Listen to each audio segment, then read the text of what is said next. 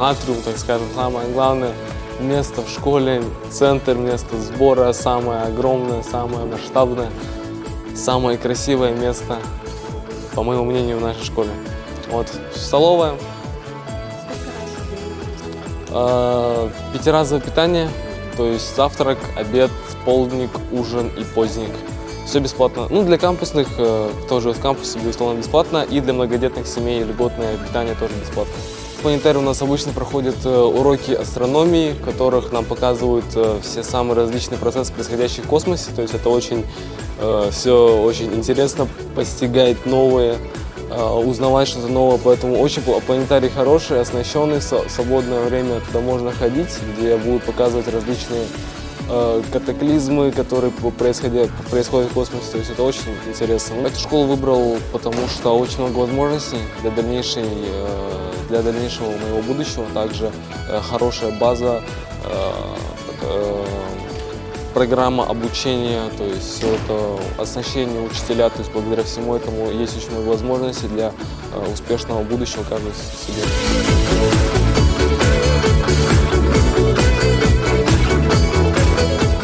Well, they mostly are nice. They're nice and they are very cooperative here, and they mostly understand you somewhat.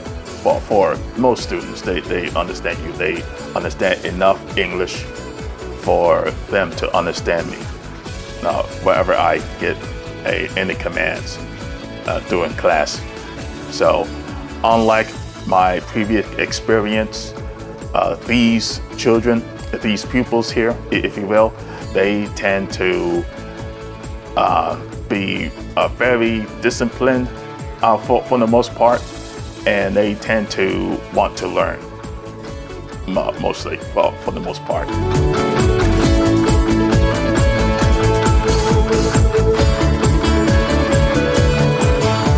Здесь у нас студия Джалинго, и с помощью него мы снимаем онлайн-уроки.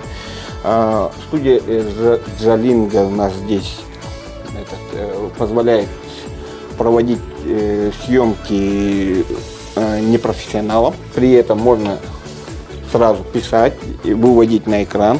И учитель, который запись делает, он сразу видит.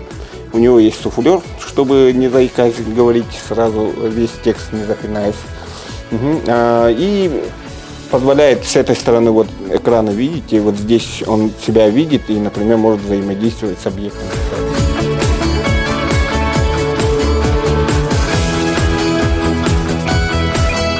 Ядро нашей образовательной программы – это языки. У нас, можно сказать, если посчитать, 8 языков, да?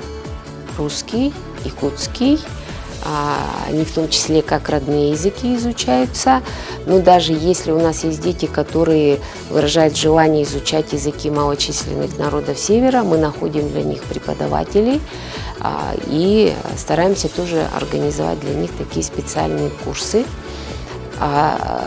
Из иностранных языков это европейские языки. Наши выпускники, мы думаем, должны бы свободно себя чувствовать и потом продолжать образование в лучших университетах мира.